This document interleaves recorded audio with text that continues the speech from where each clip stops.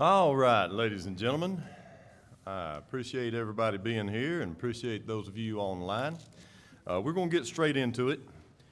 And I'm going to make this known right off the get-go so that you all can hold me accountable for this. My goal is to talk as little as I can possibly talk today because really, we need you all talking. We want to hear from you. We want to hear from our student partners here today. But I would like to get us kick-started here. Wanted everybody to have a chance to come out to at least one, hopefully another school before we're done, to see some innovations in practice, to see some of the great things that are possible. Because, again, I want to remind you, I think this group has 3 goals by the time we're done. We just have a couple more physical meetings together. But we really want to identify some best practice that is shareable amongst different schools and different school types. We want to look at some of the barriers that exist to some of these innovations and best practice and see if ultimately there are some type of policy recommendations that each of our constituency groups need to look at in order to either support that best practice or remove some of those barriers. So being out here today is really important, and I'd like to, before we do our introductions here around the table, kick this off to our hosting superintendent, who may also want to introduce some of his folks. More than welcome to do so, but Billy Parker, we really do appreciate you allowing us to be here today. Yeah, we're very blessed to have you all here at Elkhorn Crossing School. This is just one of many examples of the opportunities that we're trying to provide for kids here in Scott County. We've got around 10,000 students here. I think we're around the 11th largest district in the state. We still, we're on the upper end, but we still try to feel like a small town district. We've got, I think, 5 pathways here, the opportunity for over 800 students to be a part of this. And it doesn't matter what school you go to. If you're Scott County High School, if you're Great Crossing High School, you have that opportunity. One of the things, though, that locally, people come here and they get to see this space, and it's impressive. But our best kept secret is that we've got some great CTE opportunities in our high schools as well. We've got a first-class welding pathway at Great Crossing High School that has a wait list. Generally speaking, over 100 students get to go through that with certifications to help them. So we've got a lot of things going, and for us, our mission's been to provide meaningful opportunities for our students and expand on those opportunities. And ultimately, our vision is just to make Scott County a great place to live and learn for everyone. I say it everywhere, and I've said it so much that you might even hear some of our students saying it too, because it's simple, but it drives home to the point of what we're really trying to do. So really appreciate you all being here. If I could be of any help at any point with questions on the backside of this, I would be more than willing to share anything with you. And again, we've got some staff here. John Knoll, principal here at Elkhorn Crossing School. He's used to being a great host and having a lot of very good people coming here for a variety of reasons. So anyway, thank you for being here. And if there's anything we can do to be first, or reach out. Thank you, sir. Thank you very much. Real quickly, I'd like for us to just go around and say who we are so some of these other folks may know who we have in the room with us. Before we do that, though, I want to make sure and highlight and give some attention to the lady who actually keeps all of this going. Dr. Glipsis Jones, the Director of Education Policy for the department, pulls all this together and keeps the 3 of us in line and straight. So we owe her a great debt of gratitude. So thank you, Glipsis Ann. Yeah, absolutely. I'll tell you what, if you don't mind, we'll just start around the room and then we'll get the folks online joining us as part of the committee. Good morning. I'm Corinne Murphy. I'm the Dean of the College of Education and Behavioral Sciences at Western Kentucky University, and according to my name tag, I'm representing the EPSB today. Which hat? Robert Moore, Chief of Schools for Jefferson County Public Schools. I'm not Ashley Watts here today, but unfortunately I know I could have claimed it. No, but Ashley Watts, CEO and president of the Kentucky Chamber of Commerce. Unfortunately, she has the flu, much like many other folks around the state. So stepping in, happy to be here today. My name is Callie Miracle. I'm the Director of Implementation with the Kentucky Chamber Foundation, which is that programmatic arm of the Kentucky State Chamber. So happy to be here. Thanks, Callie. We appreciate you subbing in today. I'm Lou Young, professor at the University of Kentucky in the Department of Ed Leadership in the College of Ed, also the very proud vice chair of the Kentucky Board of Education, former high school teacher and administrator, and just love this conversation. Yes, ma'am. Justin Pate, president of Elizabethtown Community and Technical College, also a member of the State Board of Education, former teacher and coach at K-12 level. And principal. And principal. Dr. Robbie Fletcher, Commissioner of Education, much like many around the table, former math teacher, former assistant principal, high school principal, superintendent, and blessed to be the Commissioner of Education today. Good morning, everybody. My name is Chris Sanders. I am the Executive Director for the Office of Educational Programs, which operates the Everybody Counts initiative, where we place career coaches in high schools to work with students on their transition plans beyond high school, whether that's an employment plan, education plan, or a combination of that, both of those. It's great to And be here you've this been to morning. high school. Except You've been to high school. I went to 3 high schools in 4 years and left Germany to come back to Kentucky to Sampled finish them because I all. knew There that you this go. was the state I wanted to graduate from. Yes, ma'am. Love it. I'm Jesse Bacon, proud superintendent of Bullitt County Public Schools, just south of Louisville. Good morning, Amanda Ellis. I'm the Senior Vice President of Student Access and Success at the Council on Post-Secondary Education, and a lot of K-12 years as well as principal and teacher, coach, all that stuff. And joining us online is our esteemed Lieutenant Governor. Jacqueline, are you with us? I am. Good morning, everybody. This is Jacqueline Coleman, Lieutenant Governor, former high school teacher, basketball coach, and assistant principal. Folks, really do appreciate you all being a part of this conversation, being in here with us. I am not going to belabor this next part because I think that's probably why everybody is here. But we do have a student panel, and Dr. Young is going to help us lead that. So Dr. Young, I'll kick this to you. All right, we will jump right in. So I am going to invite our student partners, as Dr. Pate called them, up to the front. This is the dessert of the meeting.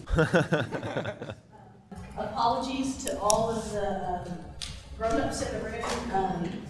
One of the things that we wanted to do when we started imagining back in April, Dr. Fletcher, Dr. Pate, and I really said we've got to have folks get a chance to meet some high school students and to talk with them. So we wanted to put this panel together today, and I'm going to invite, this is Maya Felton, Titus Smith, and Kat Hager. And I got a chance to meet Kat at Great Crossing when she was doing her defensive learning and her Ag SAE. So all the CTE folks will be happy to hear about that background. But I just got to meet Titus and Maya, so if you all would just say hello and a little bit about yourselves, Kat, I'm going to give you time to do that with the first question. So Titus? Hello, my name is Titus Smith. I go to ECS. I'm in the Biomedical Sciences Village, as well as I go to Great Crossing. A little bit about myself. I used to play football. I currently own a landscaping business, and I am planning to further my education at Murray State. My name is Maya. Slacker. My name is Maya Polk. I go to Scott County. I'm in the Law and Justice Village here. And a bit about myself is I currently am a co-captain of the lacrosse team at Scott County, and I plan on furthering my education at Baylor University in Texas.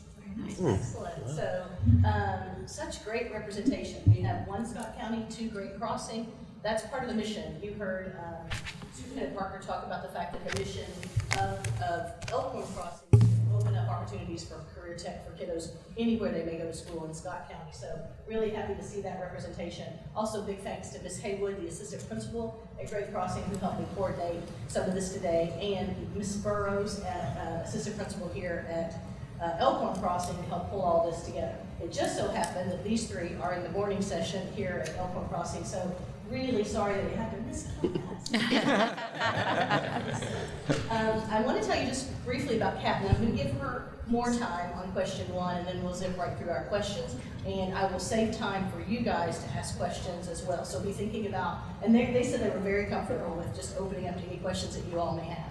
So I had a chance to, I was invited by Ms. Haywood to come and judge defensive learning panels, which is a big part of Kentucky United We Learn and our vision for other ways to measure success for our students. And so anytime I get invited, I'm like, yes, I'll be there.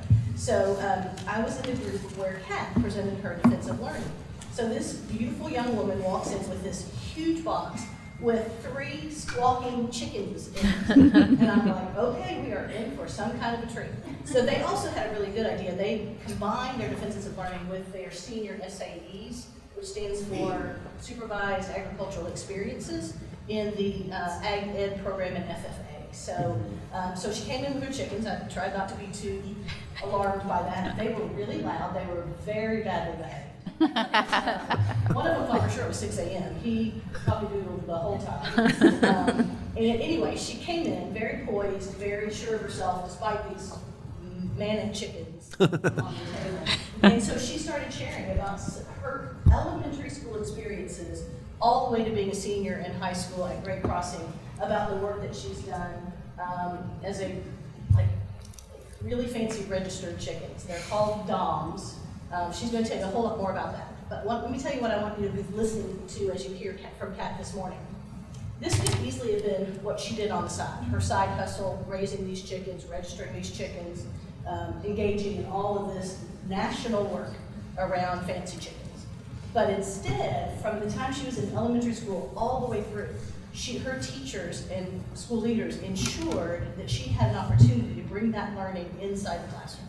So one of the things when we think about authenticity, relevance, early career opportunities from 4th grade forward, this is just one of the prime examples of that. And you've already heard that Titus has a landscaping building business. These folks are not wasting time gaming in the afternoons, right? So, so I've asked Kat to spend just a little bit of time to tell you about the chickens and about what she's doing. And interestingly enough, she is in the engineering village here and is going to pursue engineering. Not chickens, not ag, but it's, for me, Kat brings her whole self to this, and she's a lot of fun. So Kat, about 3 or 4 minutes, please. So yes, I did meet Lou at my Gateway presentations. My SAE was about poultry. I grew up in Stop calling them chickens.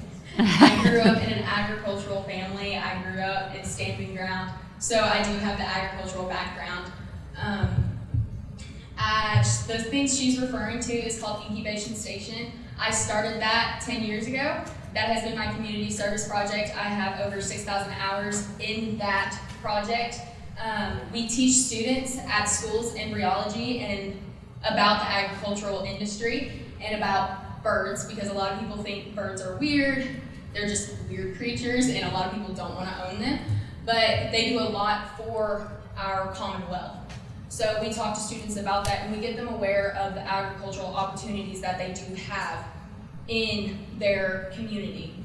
So another one I do is Feed the Hungry program. That is a program I started up because my family struggled with food security. And we do foster care as well, and we have had a lot of kids come through our home who struggle with food and they never had that security in their homes with their parents. So Feed the Hungry, we do every year. We raise broilers or roasters, which are meat turkeys or meat chickens, and we raise them to processing weight, and then we slaughter them, and then we give them to people that are in need of birds around Thanksgiving and Christmas time. Absolutely love that project, but She did say turkeys are the worst. yeah, they're they're absolutely awful. They stink. It's really hard. It's hard to keep them clean. But Incubation Station, as going back to Incubation Station, that is my heart and soul. Graduating from that. So sorry, I get emotional talking about that.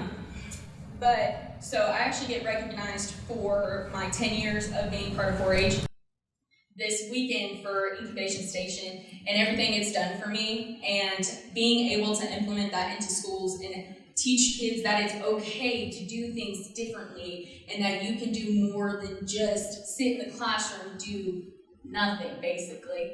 And being able to incorporate that in my life is just so beneficial. And I absolutely love that project. If you guys ever get the chance to look at it and research about it. I highly recommend it. It's a great community service. We've had multiple kids appreciate it. I've had a couple of students because we do it also with special education students as well. I've had a couple of them come up to me and be like, this is so cool. How do I get involved? How do I do this? I want to be able to come and speak to kids. And having a special education student come up to me talking about going out and speaking to people, that was just so, like, it was a bizarre experience because I never thought in my life I would be able to experience that.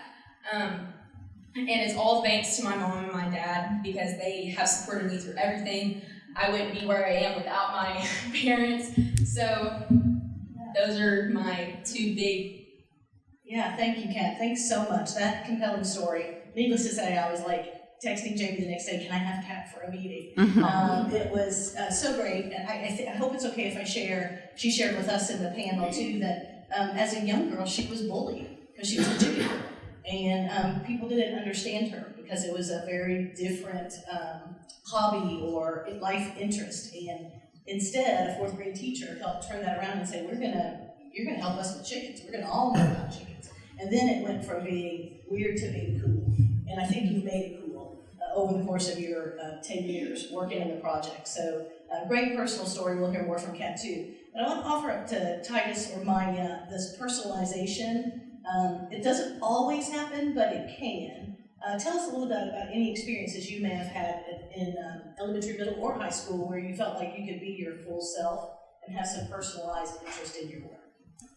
Well, I can first talk about my career project that has to do with biomed. Yeah. Is for your junior year, you have to do an experiment that's never been done. So your job is to conduct research for the scientific community. And my project was the effects of iron on radish growth. So me and my friend Gavin Rock, we had a greenhouse at my house. So we took buckets and we fully did it, and we designed the experiment where we could test the effects of iron on radish growth. And it was actually very good research because we were able to figure out that we knew some prior research that iron allows plants to obtain nutrients, but we wanted to find the perfected point because as you can see throughout just like current stages, you can see that the importance of agriculture, you can see the importance of being effective with your land management. As sun gets turned into more industrial spaces, you have to be more effective with your rural spaces. So we effectively found, we pretty much took different amounts of iron, and we had 10 different buckets with 10 different amounts, go from 25 parts per million to 250 parts per million. And we took that, and we found the most effective range of iron to be the most highest growth, which was 175, if I remember correctly. But we were able to contribute to the scientific community, and we had our paper fully published. And so we were able to, now that data is out there for anyone wanting to know the most effective range for iron in plants growth. Sweet, perfect example. When we talk about vibrant range, Jesse, we're talking about that kind of learning. Our board wrings our hands a lot about the state of science education in Kentucky and the kind of low levels of science achievement, but clearly Titus thinks like a scientist, right? Mm-hmm. And he's already conducting research. He's published, so Corinne, in our world, published in Paris World, you are way up on CV development there. Mm-hmm. So great example, just to pick apart that high-level project that every junior is required to participate in. And so in the biomed village, he's looking at ag and the implications, I'm sure, across various scientific fields. So thank you for that.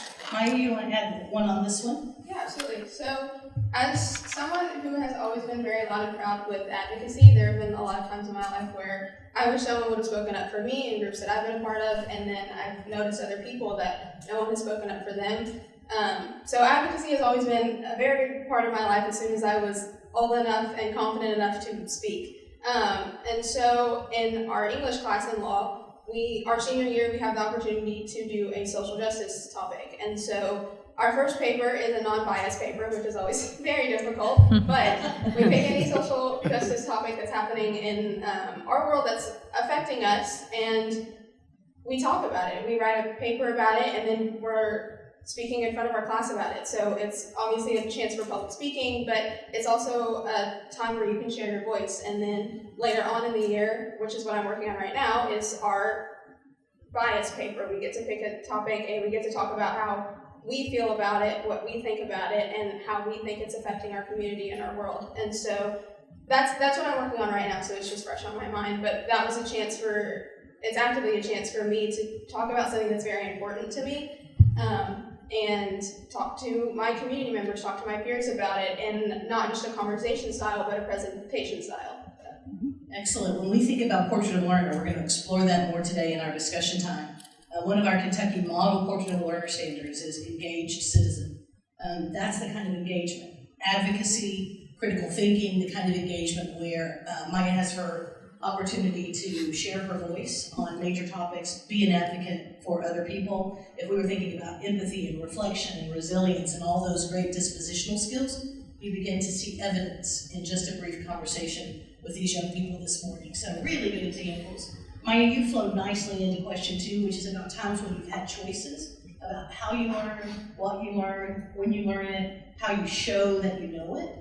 Anybody have an example, an additional example perhaps about where you've had a lot of choice, or maybe we'll explore the other when you haven't had many choices to make as a learner?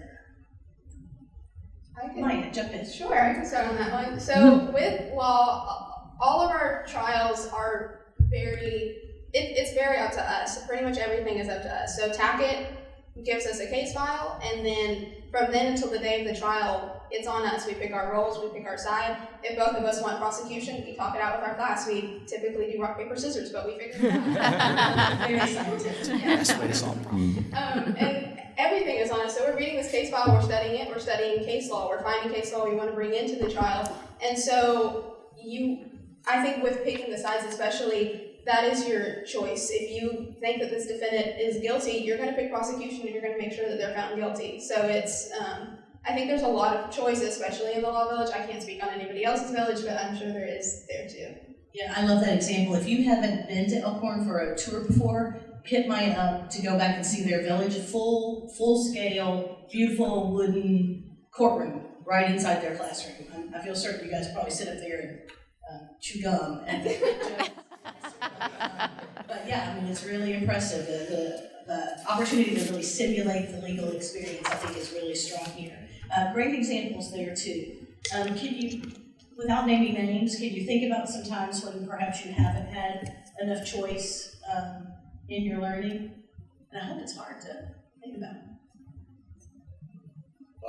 I'll just say this for me. I've always known I want to be a vet, but I guess this is more, I guess, other people. Other people, I think it's really great that you have the ability here at ECS to choose different pathways for learning. I think it's also great with that. You can find that you maybe don't like it. I can speak for one of my friends, Chandler Bucket. He thought he would always want to do a science-based career. He wanted to do forensics, he believed. And after doing the biomedical sciences pathway, he realized this is not the thing for him. But it's great because it allows you to learn about the career before you invest all your time, money, and knowledge. So it was a great experience for him, and now he's able to he went back to high school, and now he's doing more of a career, the criminal justice field, and he's one of the detective. He does a program already through police force, so I can do that. But I think it's great for him that he had the ability to learn, while at other schools where without these different career tracks, you can't go in and say, I think I want to be in the science field and learn that you don't understand it. So I think it's great that we have the ability here to have options to see what we think we want to do and figure out if we do or we don't understand. Nice job, Titus. I did ask them to think about other kids' experiences, not just their own. And so Chandler's example is a great one. Amanda, before they get into higher ed, take on a lot of debt, pursuing something they're not really interested in.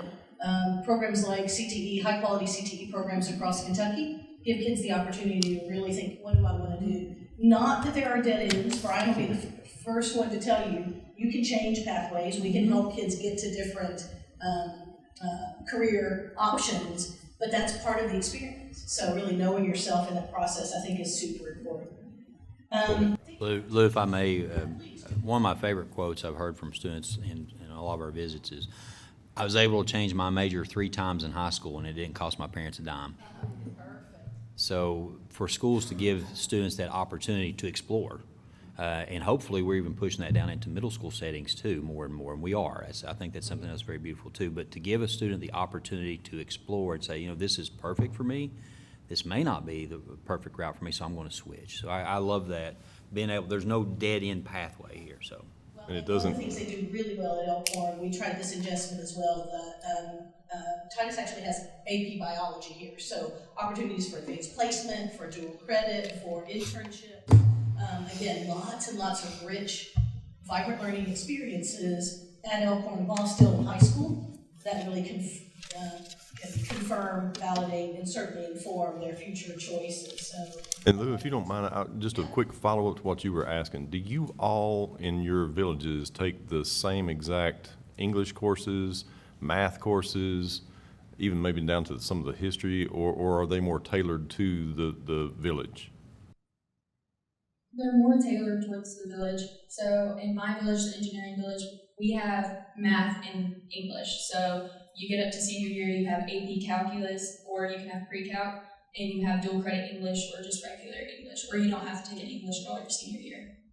and they should still take their core courses and other electives at their high school. And when I hear, do you have choice in your education and how you learn, to me, that is one of the biggest choices that I think, we may want to recommend as best practice moving forward, is how the overarching experience is tailored toward those, not just the career classes themselves. Yeah, great. Yeah, anything to add on, Mike? I think also since each village has different classes, those classes lead into the main class. So with law and justice, we're taking English and history, but in our English class, we're reading a book, and then we take that book into the courtroom, and we're acting out those parts. We're doing that trial. So when we read To Kill a Mockingbird, we can lead it into the courtroom perfectly. So it's all intertwined, and then history, which you bring less into the courtroom, but it's still very important when it comes to law and politics and government and all that. I can say the same thing for me. In biomed, having a career tech one, in the career tech class is more hands-on. With that, we were able to use other classes to learn from it. So with my AP Bio, I remember for one example, we were learning about the permeability of objects. So we learned how liquid flows based off of its solubility. So with that, I was able to directly correlate that, because we were learning at that time the digestive system. We were able to learn why food is absorbed, because of the certain solubility of different membranes requires it to be absorbed. So it just all bounces back off each other. That's why I think it's so great that each career tech pathway is tailored to a certain group. So mine being math and science, hers being social studies and English, hers being math and English. So great follow-up there in terms of really the kind of degree of personalization that happens all the way at the curricular level, to the classroom level, and certainly at the program level across 3 secondary schools here in Scott County. So really thinking about what personalization looks like. Amanda. Yeah, the other thing I want to point out that I really appreciate about you all sharing is that, and Commissioner and Dr. Pate, is that, a lot of times I think there's an assumption that English has to be taught in the traditional way, right? So our standards are still the same and rigorous. Clearly, you all have had rigorous coursework, so that hasn't changed. But how the teacher has adapted that to make it relevant in your lives, that hasn't lowered the rigor and the expectation. There's still clear standards that you are learning and being prepared to do. It's just being connected to your interest. And I think that's something that I think Dr. Pate and I talked about last time when we were walking out of the last meeting, is really districts taking advantage of the flexibilities that they have and thinking differently about what can be offered to students. And clearly you all have had that where, there's been courage, and not just in your district, but other districts, to take those standards of expectation of what you need to have and know before you leave, but really manipulate it in a positive way that keeps kids engaged, students engaged, and also still you meet that level of rigor or exceed it. And I think that's so important. People always see it one or the other, and it's one and I think this is a great example of that. I just didn't want that to go that. If we can promote more and more conversations about what we mean by rigor, I think that's really Yes. important. Rigor used to just be, it was hard. Yeah.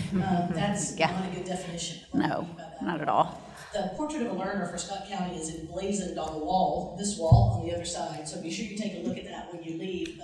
But to Dr. Ellis's point and to the conversation that we've had, this work is rigorous and personalized, but it's about all of the kinds of things that employers, Callie, tell us they want all the time. Mm-hmm. They want kiddos who know content, but in the past, that's been the coin of the realm for us. Just the reading, writing, arithmetic side of things. Now, employers tell us consistently, they want thinkers, they want engaged citizens, they want communicators and collaborators. And that's what the Portrait of a Learner catalyzes in these kinds of districts. I know it's happening in Bullitt, it's certainly happening in Jefferson, all across Kentucky. So at Scott County, I'm not as familiar as I am with Great Crossing. I know the district has basically said we want all seniors to offer a defensive learning, a gateway is what they're calling it at Great Crossing. Is that what they call it in Scott County? I'm going to be so honest, I'm never at Scott County. I'm at ECS. So you're more in the afternoon.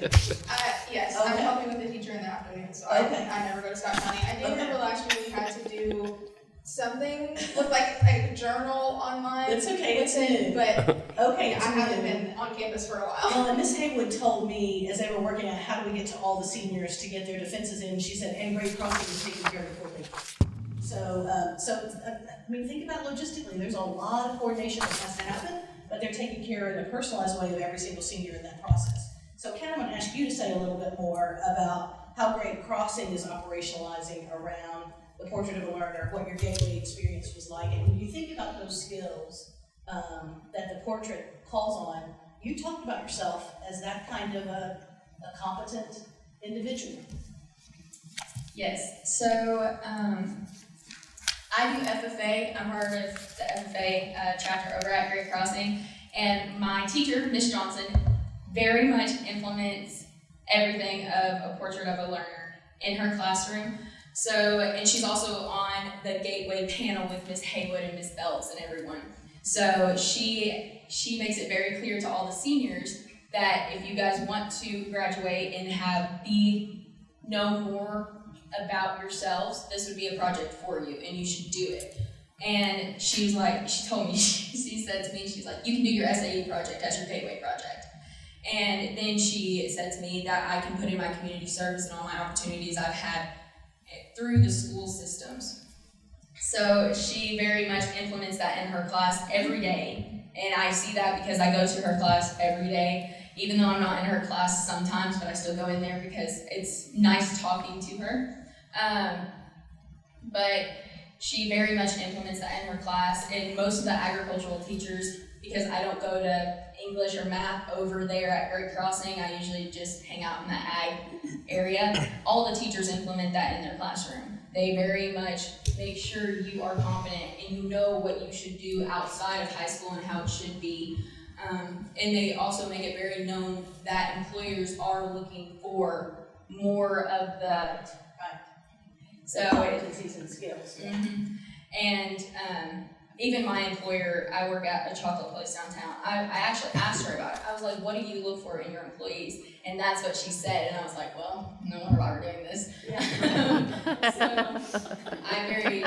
all the teachers that I know very much do implement this in their classrooms. Yeah, great. And Titus, I'm going to lean on you just a little bit. You guys don't call it Portrait of a Learner, you call it Portrait or Profile of a Graduate? Profile. Profile of a Graduate, right. So I want to get those terms right so it makes sense.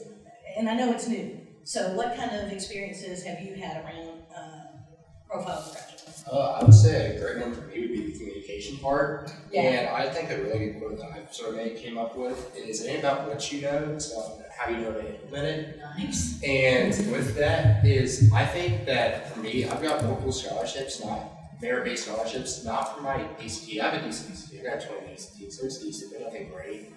And I've won many scholarships for people that are technically way more smarter than me by just having to be very adaptable.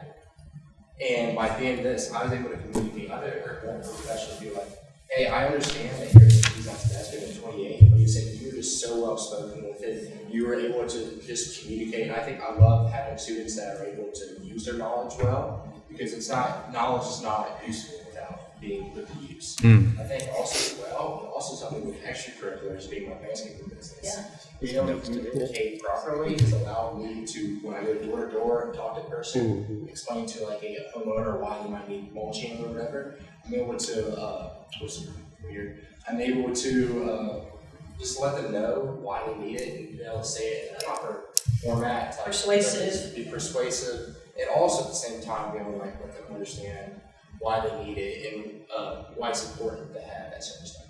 Well, and I asked them if they were nervous and needed water, and clearly they did not. Callie. no, I was just going to say from the business community perspective, I think often what we hear from employers is that having that will over the skill is much more important when it comes to new hires, especially right out of high school.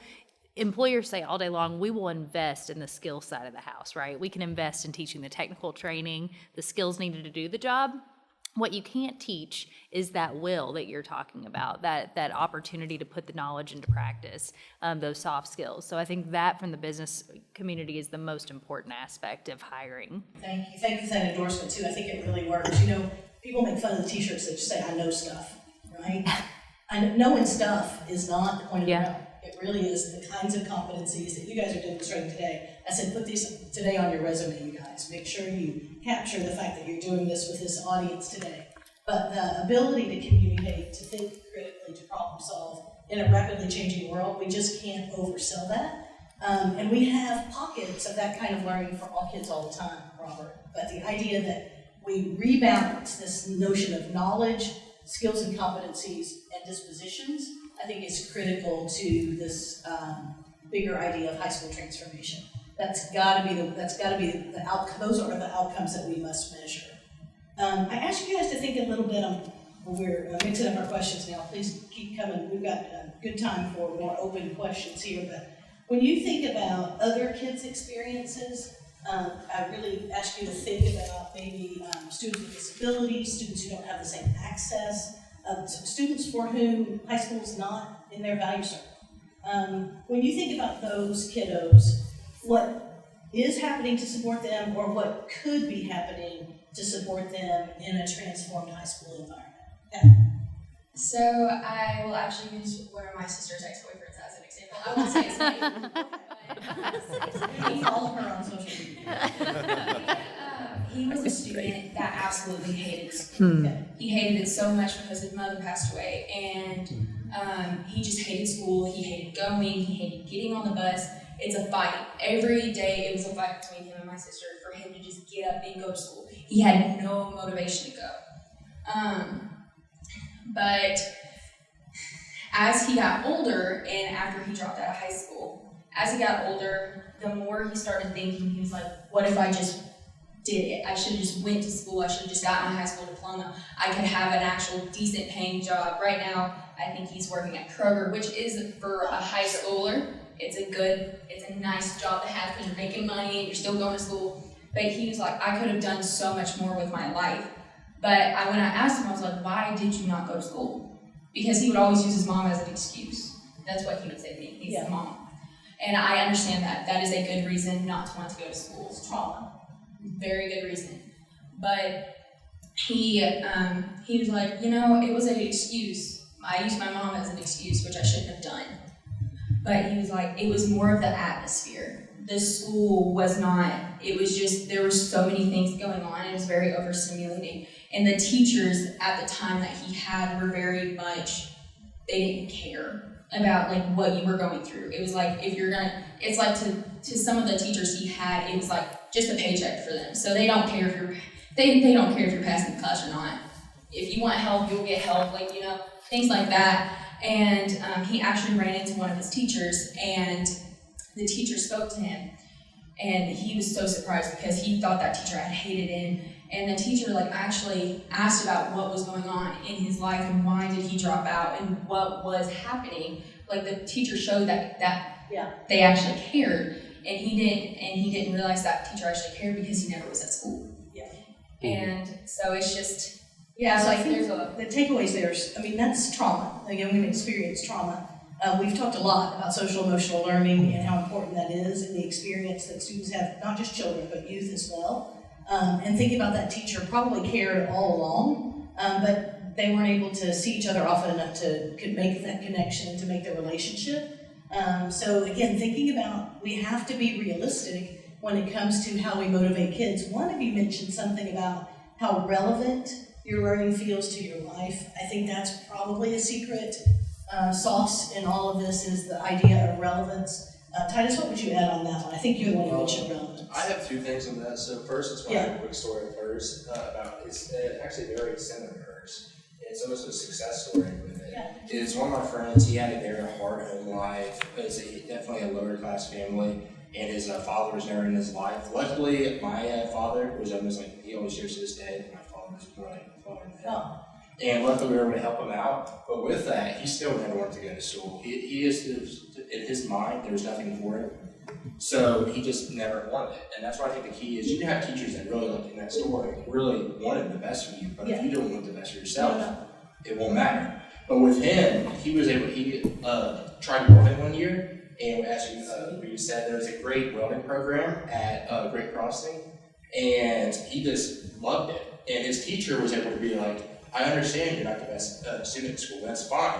He said, I understand that not all people are meant to go to college, and that's not their path in life. So he was able to cultivate him. He went from a CD student to like an AB student because he understood that was the path it had to take for him to become a welder. And now he's doing all these welding certifications. And as soon as he gets out of high school, he's on a six-month certification, and he's going to be all the way out being a full welder and doing all that. So that's a total success story for a kid that didn't really have the best home life and didn't even want to go to school to now having a passion to go to school and learn so he can pursue his thing of that. So the commissioner's high-fiving you over there. He tells a very similar story about his own son who was a welder. So, and welders, as I understand, do make six-figure salaries, so ain't nobody doing well. Underwater.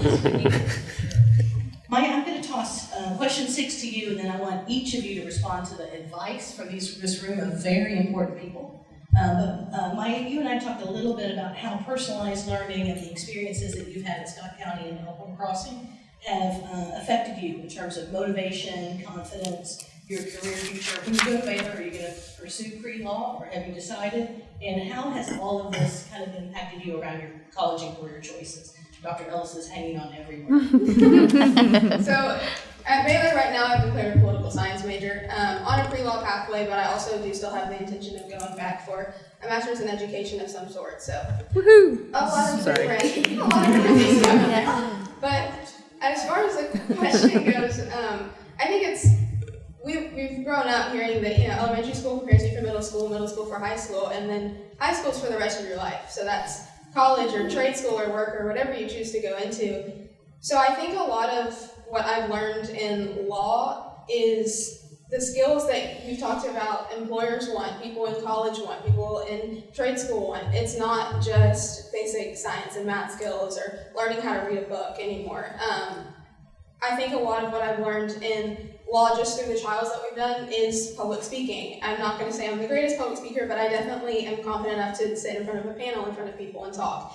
And I'm confident enough to stand up in a courtroom and do objections, whether they're right or wrong, whether they get sustained or not. I'm confident enough to do that now. And I think that's a skill that you'll always need, is to have that confidence in yourself. Along with that is, like I said earlier, with trials, TACIT will give you your case law, and then from then to the day of the trial, it's on you. A lot of that is time management. And so I think with classes that I've taken at Scott County compared to here, a lot of what we do is in classwork. And so you'll get it done in that 45-hour-and-a-half time period, and you don't have to do much outside of that. There's some homework, but it takes about 15 minutes. And so with law, when you have this entire trial that you have to do on your own time, there's a couple days in class that he'll let you work on it, but you learn time management. And outside of high school, once you get out of grade school, even if you are going to college, nobody's going to be breathing down your neck, making sure that you hit all of those deadlines and making sure that you're managing all of your time right. And so I think time management is honestly one of the most important skills that I've learned from there. It's just making sure that I'm doing it by myself, because if I go straight into a job, my boss is not going to be making sure that I'm getting every A and making sure that I'm turning everything in on time. So Superintendent Bacon has a first-year teaching contract in his portfolio for you to sign. Ready to go. Oh, wait,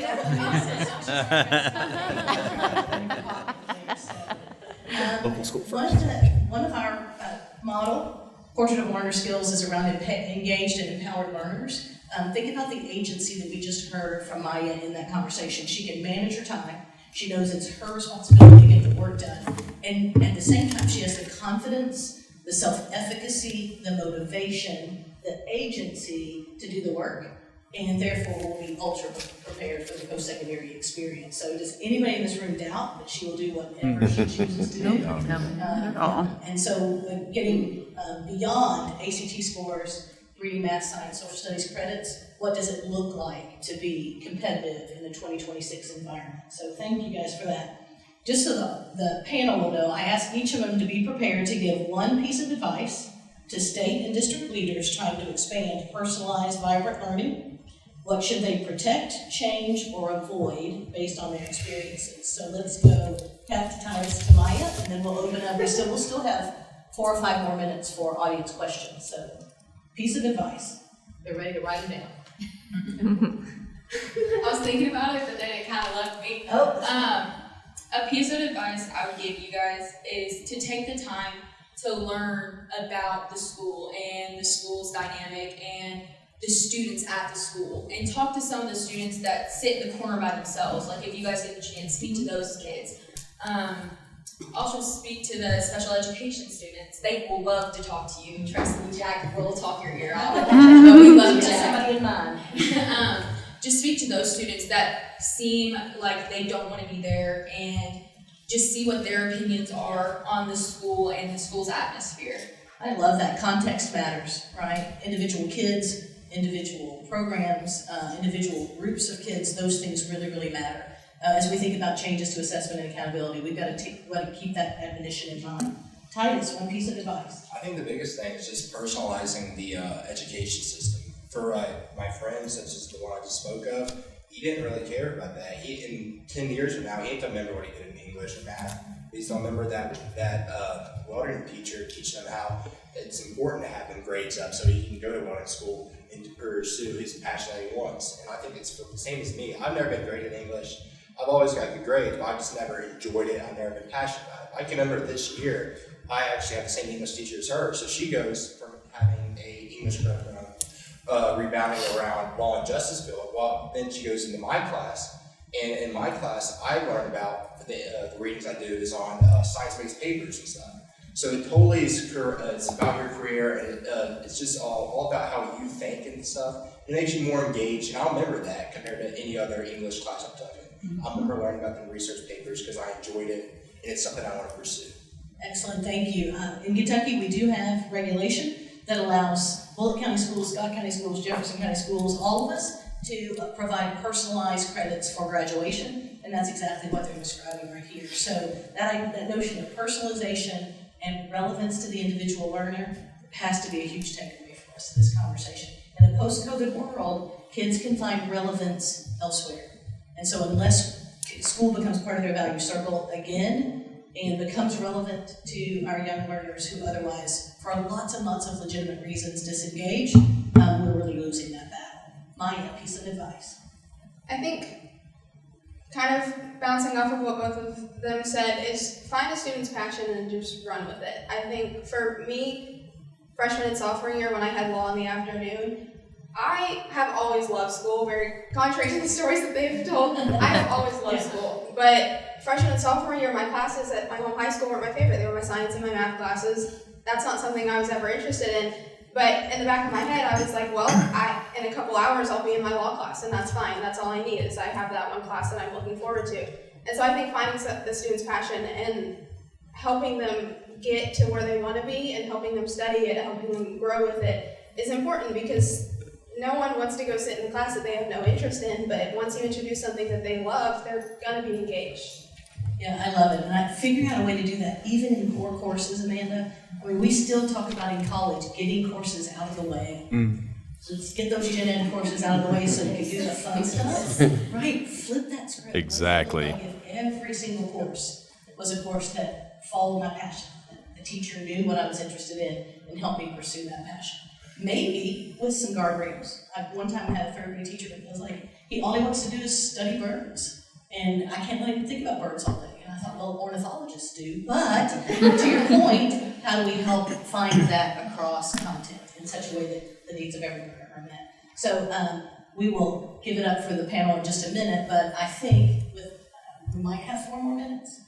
I keep adding 4 more minutes. What questions might you all have? Hit them with your best shot. Can I ask a question? I've heard quite a bit about the supports that you've received in your schools and at home. That's something that we see with our coaches, is that solid individual that you can lean on. Can you talk to us about who that is, who inspired you to do what you're doing, and why that was so important in your journey? Heroes. For me, in high school, it was my history teacher, Mr. Bergen, who's here. He's the one that I help in the afternoon with the freshman and sophomore classes. Maybe you'll tell him, right? Of course. But he's been really great. And I did come into law, not with the intention of studying law, but I wanted to be a history teacher. And so Still can. I still but being with him and being with someone who shared that same passion and then helped me grow in it, and now he's given me this chance to help with his afternoon classes, which has never happened before. This isn't like a common thing, but I asked him about it and he said yes. And that's led me to helping at Southern Elementary now, and so he has been somebody that I have, one, looked up to, but has also helped me grow in whatever I chose.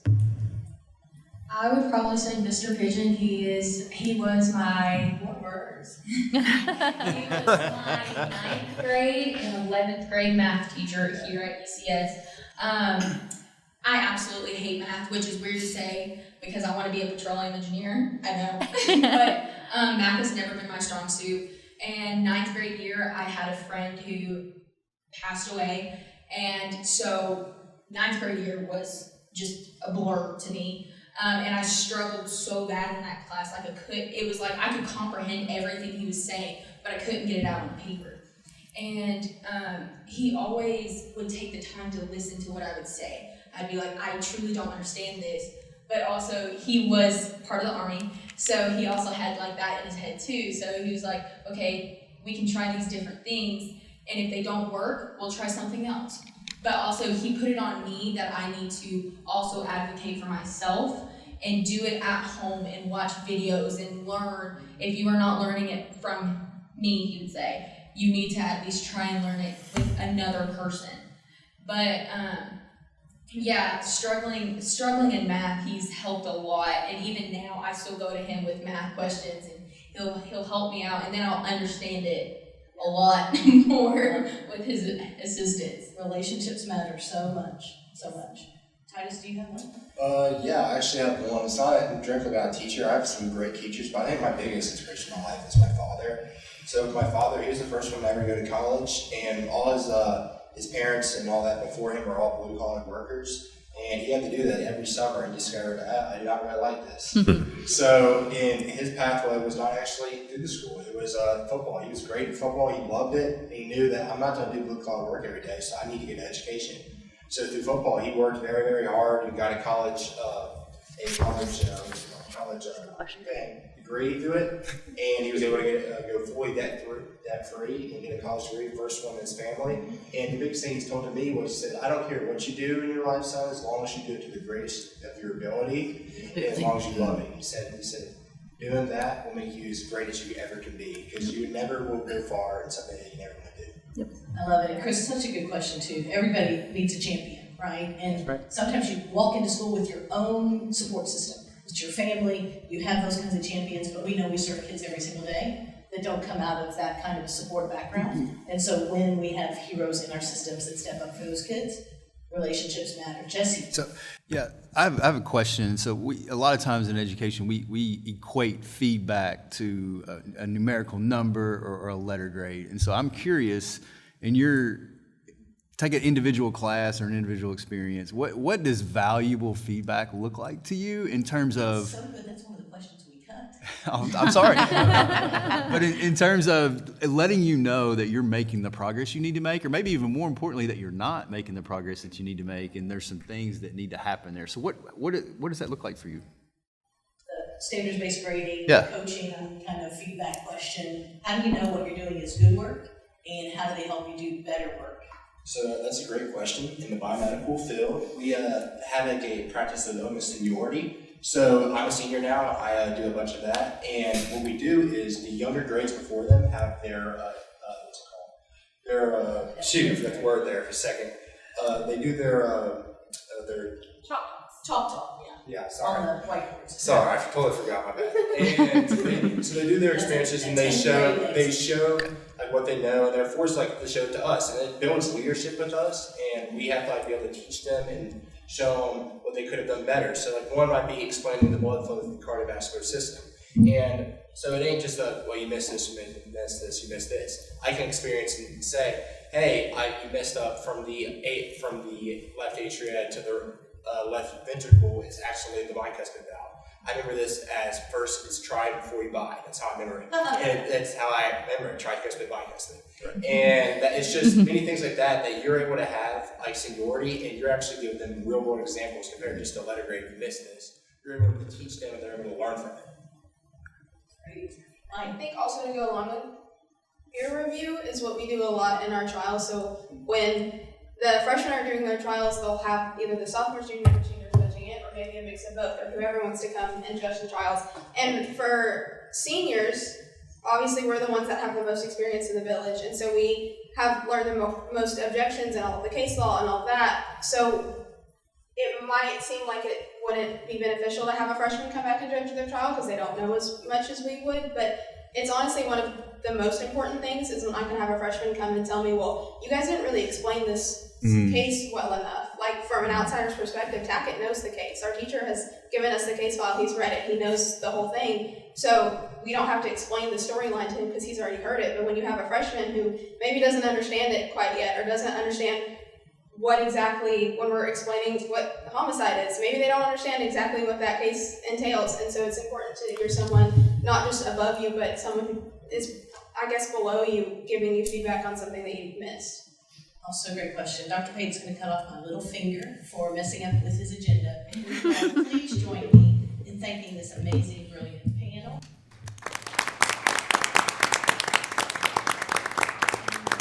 The rest of the meeting is going to be peas and broccoli, but thanks for those here. You guys are awesome. We owe you one. Thank you so much.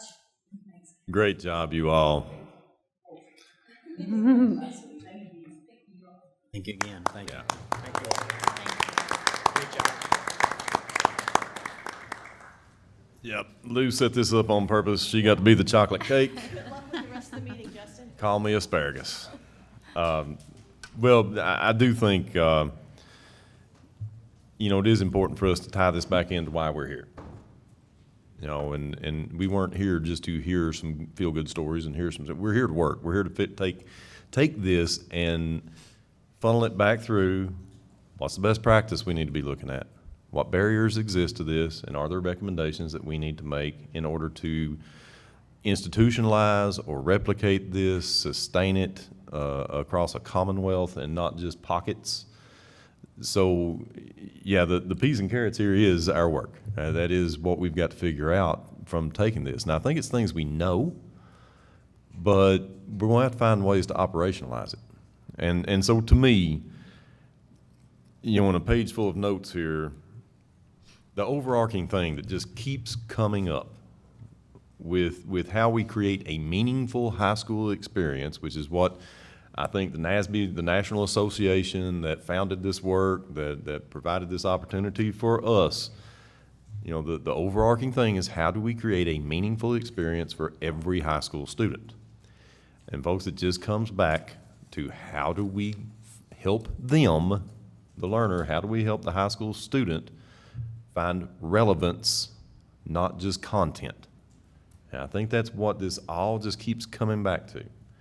And as I'm thinking of how I frame my mind in thinking about best practice, removal of barriers, and potential policy recommendations, it's what do we do to help each student find the relevance, not just provide them with content.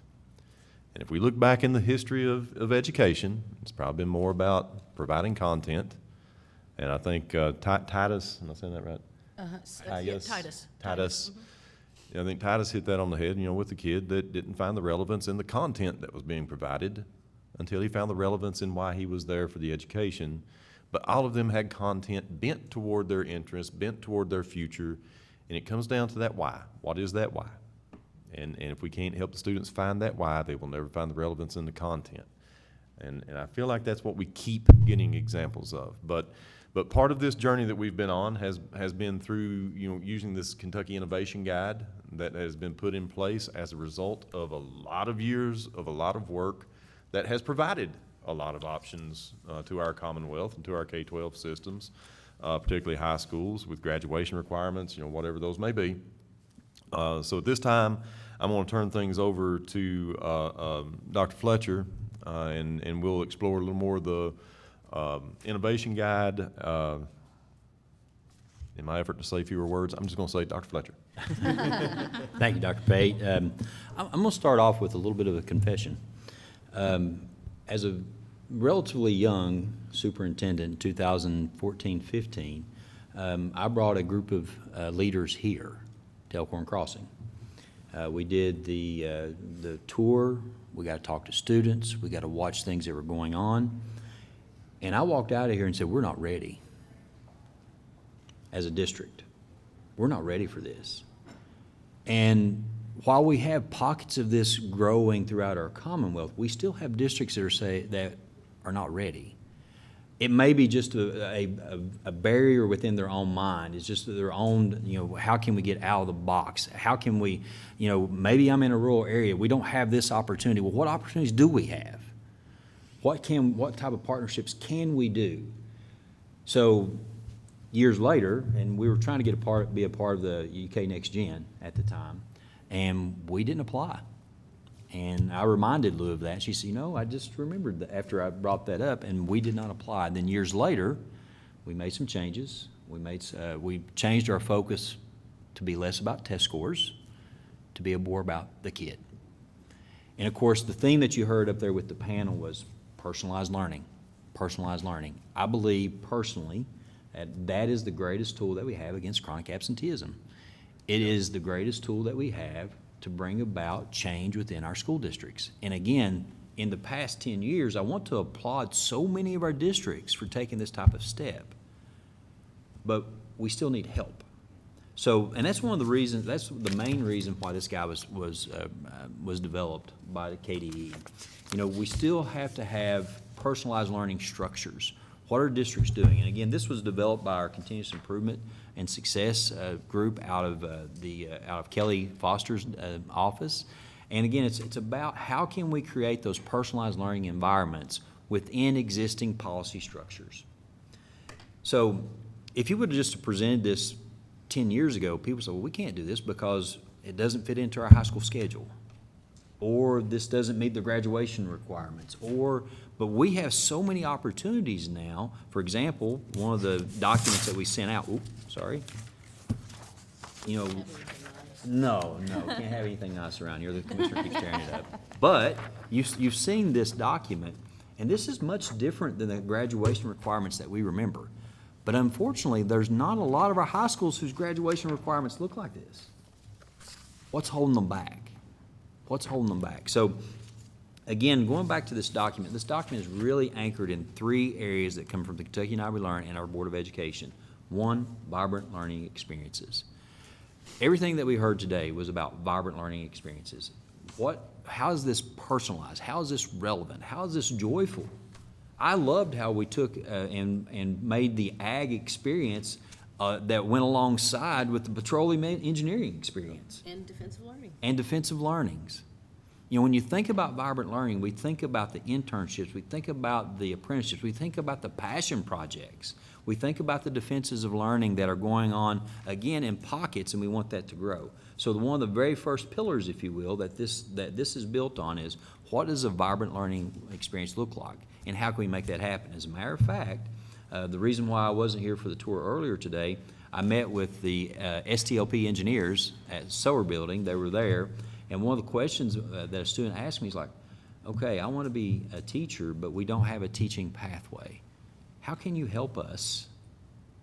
I said, well, who are you going to partner with? We're going to partner with the university, or we're going to partner with a neighboring district. So students are asking, okay, how can we get these type of opportunities? We're thankful for the dual credit opportunities that we have. And she brought that up. She talked about all the dual credit, but she said, you know what, I want this to be more personalized towards the pathway that I want to be a part of. The second part, innovation, especially when it comes to accountability. House Bill 257 has a lot of important pieces in it, and there's a lot, it's a launch towards the moonshot, but one of the best parts in that accountability model is having local accountability. We believe students are more than just a test score. You know, even Titus brought up his 28 ACT, and I was looking around the room, he was like, I'd like to have a 28 on the ACT. You know, I'm like, buddy, you know, that would get you the presidential, and a lot of universities, the 28 would. It really would. As a matter of fact, it got the commissioner a presidential scholarship. But that being said, no one there talked about, I mean, you know, everybody was like, I'm more than a test score. That's what I kept hearing. I'm more than a test score. How do we have an accountability system centered around those portraits of learner that gives students that opportunity to be and to show that they're more than just a test score? And then, of course, collaboration with communities.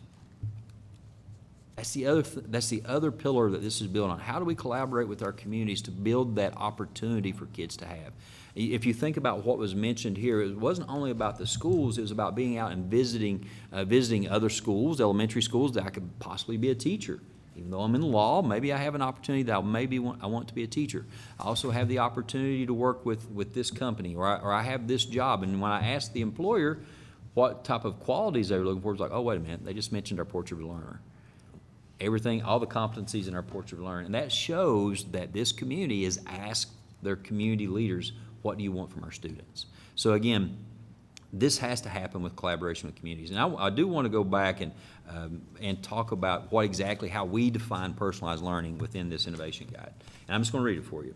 It's a student-centered, customized learning model that addresses the diversity of a student's background and needs and sets high expectations for all students. You know, there's more to the definition, but I'll stop there for just a second. I hear sometimes when I talk with different people, it's like, oh, you're trying to water down the system with local accountability. When they say that, they don't understand what a local accountability system does. It's a higher level of accountability, in my opinion. I think we all can agree. It's a higher level of accountability when you ask your community, what do you expect of us? And then, you know what, we're going to hold ourselves accountable to that, and we're going to show growth. We're going to make sure that we have those opportunities for our students. So again, it's high expectations, not for some students, it's for all students. I loved the fact that she kept, our Kat kept coming back talking about the special education students. It made me think about defensive learning that was shared about Shelby County in their FMD class, where students were learning a process, they were learning how to go through a procedure. Well, they were making ice cream as part of one of their defenses of learning and sharing that with their parents. That no doubt changed the parents' view of the school, but more importantly, changed their opinion of how education matters to their child. And that's so important. So again, going back to the personalized learning, this may entail a formalized plan and process that requires students to set learning goals based on personal, academic, and career interests with the close support of adult mentors that include teachers, parents, and other members of the community. We talked about mentors for these students. Who do you look to? Who's helping you there? You know, I think career coaches are so important as we go through, but still, every teacher, every person in the building need to realize they are a career coach. Not just, they might have the title of career coach, but every single person in that community, in that learning environment is a career coach. So as we go through, we've already talked a little bit about the action area 1 with the portrait of a learner, but today we're going to talk a little bit more about action areas 3 and 4. And the first one in 3 is the effective using funding to personalize learning. And I think that there's an example in there from Allen County of looking at grant opportunities to bring in to help students.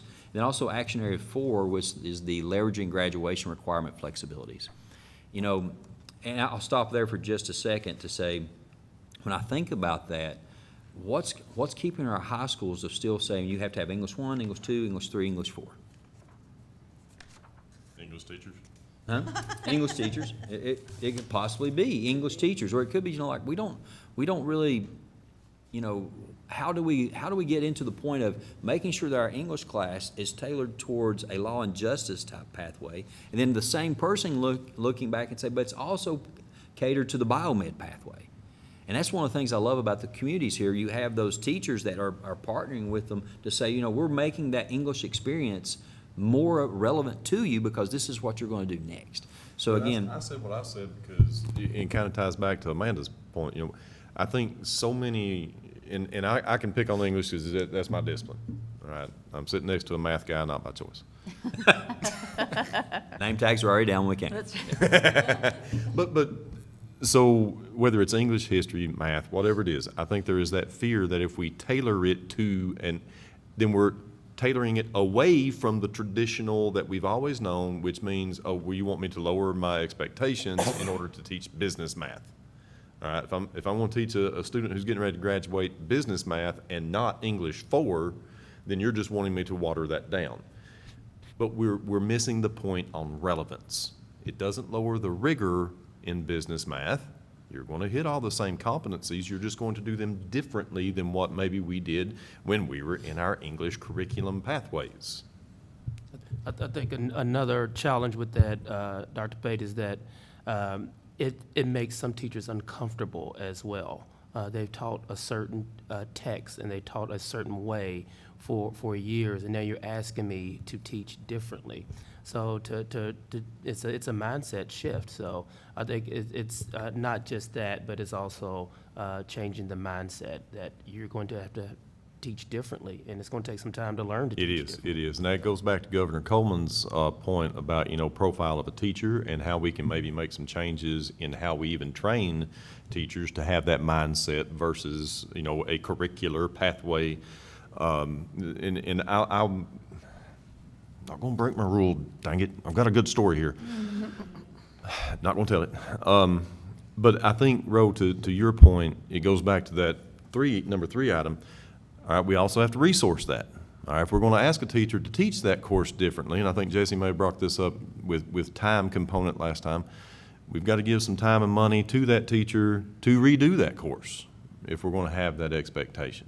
And I think that's important. Yeah, and I think the funding has to be a part of that conversation too, because right now we just allocate dollars based on the number of students that you have. It's not necessarily about what you're trying to do to personalize the experience for that student. And what you're talking about is absolutely true, but one of the issues is I don't know that we do enough to let teachers understand and realize this is why we have to have these conversations. And so are we intentionally having conversations with students and their parents, because nobody wants better for their student than a parent does, around what it is that are their aspirations, what are their long-term goals, what are they passionate about, and do we create programs and systems within our schools to allow students to explore in those areas. And so when we go to the teachers and we have these conversations around personalizing curriculum around particular programs and opportunities, do we have the data to back that up to say, here's what our parents are saying they want for our students, these are the things that our students are passionate about, and here are examples of career options that they have available to them if we change what we're doing. I think if we do that,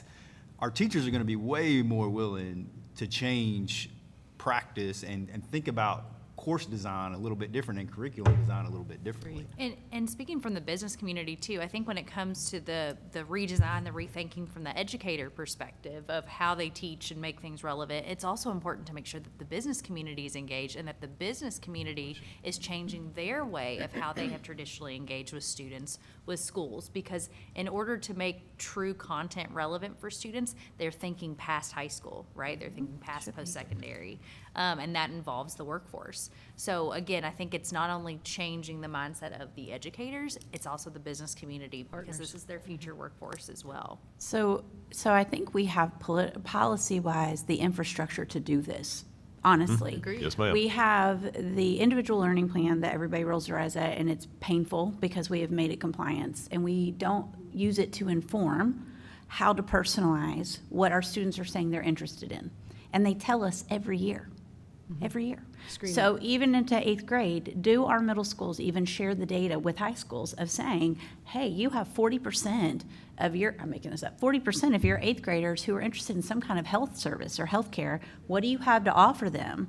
And how is anybody talking to them about it? Because clearly these students had people talking with them about what is available in this district and how they could pursue that. And that's every student, right? Like even the ones who don't really want to be here probably, they at least had a conversation. So we have the infrastructure for that. we have the flexibility in the grad requirements that we put in 2016 or 17. And when we were doing visits to the ACCs back in the day, when I was at KDE, literally, we would talk to teachers because the mindset and the permission, they have to have permission because they've been told for so long this is how you have to do things. And it's not that they're not capable, but they're juggling a lot of things and building leadership to have the courage and the support to make that change, because that is a risk. It's important, but it's a risk of change, and it's moving their cheese. And so it's really building the capacity around, I was just reading your vignette again from Bullitt County about the professional learning for teachers and leaders, about digging into that profile of a learner or whatever they're calling it, and then why, the competencies, and then really using their expertise. Because I was very impressed that English teacher could make the switch by using different genres of literature that relate to the pathway interest of the student, which tells me he or she knows their standards very well to know how to select passages that still meet the expectation, but it connects with the relevance and interest of the students. And so I think we have so much policy that's already established. It's doing it well and really getting out those promising practices and the courage to do it, because this is amazing to see, but this did not happen overnight. Like this built over time. Well, I think that brings me back to Governor Coleman's comment. It was actually the creating of agency amongst the teachers and the administrators to do these things, you know, is what. They're the doers on this. Right, Yeah. right. I think there's a really important part of the capacity of our workforce that we create static positions, and we need to engage in a more fluid back and forth. So that English teacher who clearly is amazing, we want to rise up and say, okay, you're a teacher leader, you know, let's elevate how you do this. But that person who gets so excited about doing that for all of it may not want that permanently. And so we don't have a fluidity that allows teachers right now, teacher leaders, to move into the place of mentorship and then move, I don't want to say back, but, you know, to the side so that they can focus again on their practice. And we need to look at how are we building systems that support a mentored workforce, but also allow fluidity for teachers to serve in teacher leader roles and then shift back to their practice. And we don't have that right now, but I think that's something that they're crying for, because I will talk to a lot of teachers who are those that we want to elevate into those mentor roles, and they say, I don't want it permanently, because that's a path to administration. I don't want to be an administrator. I don't want that career. I want the opportunity to mentor, but I also want to focus on my practice. And so there's some fluidity that lives within existing policy that we just don't necessarily leverage at the district level. Yeah, I think we have to capture that reprofessionalization of the teaching experience. To Dr. Murphy's point that teachers need, we hear it in the working conditions over and over and over again. In order to stay in the profession, I need more autonomy, I need more agency, I need more choice, but to do that, I need more permission, to use Jesse's language there too. So really thinking differently about the day-to-day working conditions and experiences of teachers as we lay out expectations of a new personalized environment. I think we will find more folks in the ranks that are willing to rise up and say, that's what I went into teaching for. Dr. Fletcher always says vibrant learning is the foil to chronic absenteeism. I believe that vibrant learning, Kentucky United We Learn, and this kind of work is the foil to the educator workforce crisis that we're facing right now. Folks, and when we change the assessment and accountability system in such a way that they're rewarded in the system for doing this kind of work, we'll have folks that fall back in love with the profession.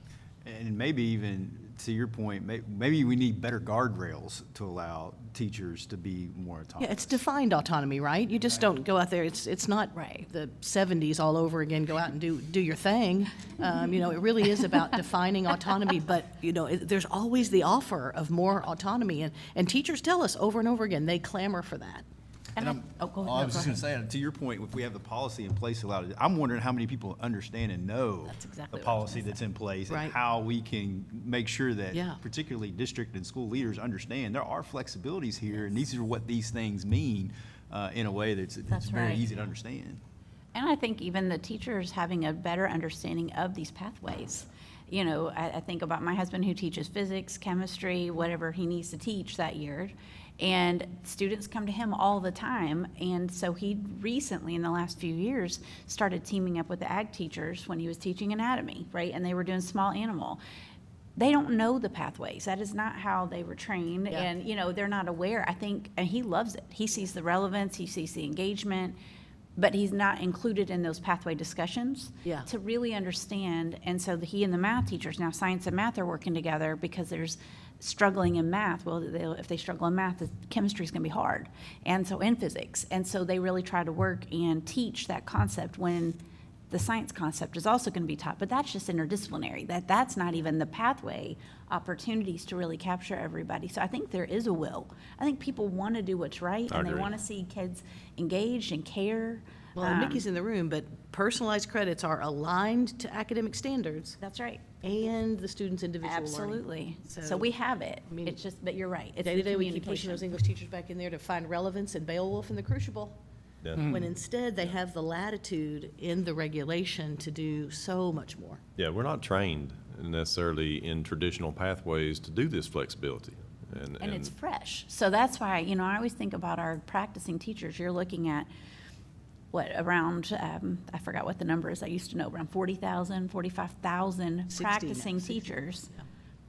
Well, that's a lot more than those that are in the pipeline, that are doing this every day. So how do we engage those who are already in the practice, who are in this revolving change and update to our system? You know, that's why I was so, I love the part on this guidance, really about the professional development and the teacher capacity and leadership capacity on that. Let me, I'm sorry. go ahead. well, and I was going to turn it back over to you, because I know we've got a couple people who may have to leave around 11. But you all got these little pads of paper here. You know, I keep going back to what's the best practice we're trying to identify, what are the barriers we're trying to remove or eliminate, and ultimately are there policy recommendations. If you all don't care, as we continue this conversation, we're not wrapping this meeting up, but as we continue this conversation, just on one of these little strips of paper, put your name at the top, old school 1980s style, and jot down. You know, if you've got best practice, put a BP and tell me what that is. If you've got a barrier, write down that barrier and tell me what that is. Because as we're talking, I want to collect some of these things. And the challenge to you is synthesize that down to a line, all right? And you know, so that we can start putting some collection together. Because ultimately, that last meeting, we're going to spend time going back and synthesizing what we're talking about so we can get, our top 5 list, whatever we want to come up with, of things that we want to see some action taken on. So I'm going to try to start collecting some things with you. And Governor Coleman, you can text me your thoughts if you would like, or however you would like to move that forward. But I would like to start getting some things collected from this group. I honestly, I was going to wait and I talked to Glipsan about having some papers next time, but I thought, why wait? I mean, this discussion's relevant, it's rich. Let's start collecting some of these ideas right now. Commissioner Fletcher. Robbie. I know. Well, I've been talking to Governor Coleman and Robbie Fletcher. Governor Fletcher was going to come out at some point. At some point. Robert's like, I'm not ready. Robbie, all yours. Well, I used to go to church with Governor Fletcher once upon a there you time. Not related, but, talked like you. yeah. But with that being said, there's just a few things I want to kind of capture here. I hear opportunity permission. We need to make sure that our educators know they have opportunity and they have permission, then they also have support. What kind of support do we have? But the one thing that we haven't mentioned is how do we utilize emerging technologies, AI? You know, this is something that we've actually talked with some Senate leadership on how do we put together networks of AI so that, we have some of our universities are looking at AI pathways on how to utilize AI and have students to have that opportunity for dual credit in AI. But also too, when I heard the two people talk, I've done this and kind of played with, and I'm an AI kindergartner, if you will. But to ask this is the content for grade level, for third grade mathematics. I would like to have a unit that has a project-based unit on third grade mathematics content standards that also include reading and social studies and science. And with minutes, it gives me something. Oh, yeah. Now, you're still the expert. You go through and say, you have to say, okay, yes, no, you're still the decision maker as an educator, but the emerging technology that we're having with AI makes teachers like what we talked about earlier possible, or at least will cut down the amount of time for that teacher to have to design those type of lessons. Again, the teacher is the decision maker. The teacher is the one that has to, but a prompt is only, a AI output's only as good as the prompt that you put into it. Right. So again, how do we look at that emerging technology to make sure that we're giving opportunity, we're giving permission, but we're also giving support, and hey, here it is, let's move forward. And I agree, Lou, that's a great point that you made earlier. I think that could be the foil. Mm-hmm. Could absolutely be the foil for our teacher shortage issue that we're having now. So, you kind of stepped forward, and the two questions that I had here for us to think about, you've been talking about. The very first one, think about what's currently working. Okay, that's something that, as far as, if you put something talking about what's currently working, have that into your notes. So this is what but how could it be strengthened? How could it be strengthened? So, if we talk about, one other thing, Dr. Ellis, that you brought up, I have several advisory councils, and one of my advisory councils is the Student Advisory Council, and their project is on the importance of the ILP and how that needs to be at the forefront of what we do to personalize learning. Absolutely. That's our students came with that idea. Yep. Now, all of them have, it's amazing to see the number of students we have and how their experience with the ILP is so different. Yes. And how it's incorporated in this part of the Commonwealth versus the Northern, or even in different schools, even that are partnering or side by side. It's very interesting to see. But they're supposed to have a presentation for the commissioner in April to talk about the ILP as it moves forward. So I'll be sure to share that with you. Please, as we go I would forward. love to hear their feedback. Oh, well, maybe you could come over and watch. I would love to. Okay, we'll invite you over. We'll invite you over. Love I their know. honest- I know. When honest I critique. heard when they started talking about ILP, I was like, I got to tell Dr. yeah. Ellis. So I'm on their so, vibe. So first of all, again, what's currently working and what can we do to strengthen that? This is part of our United We Learn vision. How do we move forward with it? But also, too, what do we want more for students to experience in high school? And then let's focus in on action areas 3 and 4. So, in going back to the guide, and we've talked a little bit about this, this guide does give an effective funding as a policy lever for personalization. It talks about, I think there's experiences, and I believe Allen County was the one. It's been a little while since I've read that one. But this guide does look at consistent, adequate, and equitable funding systems as essential. It has to happen. Dr. Bacon, you point out very well that, right now we're funded on how many students are in the seat on average per day. We need more. We need a better system. Now, I think there's some good things in our system now, so I don't want to completely just throw away SEEK and come back, but I think there should be some opportunity there for grants or otherwise as we move forward. But what does that look like? But also, too, how can money support the planning and development of innovative approaches? Dr. Moore, I really love the journey to success in Jefferson County. And I'll go back and I'll share about the 2 students there that wanted to have the food truck. There were 2 wrestlers on your wrestling team, I think at Western, and they wanted to have a food truck, and they realized that one needed to be the business aspect and one needed to be the chef. And how would they work together to make that happen? But what does that mean for funding? How do we make sure kids have those opportunities? So again, we want to make sure that we're having that can drive that personalized approach when it comes to funding.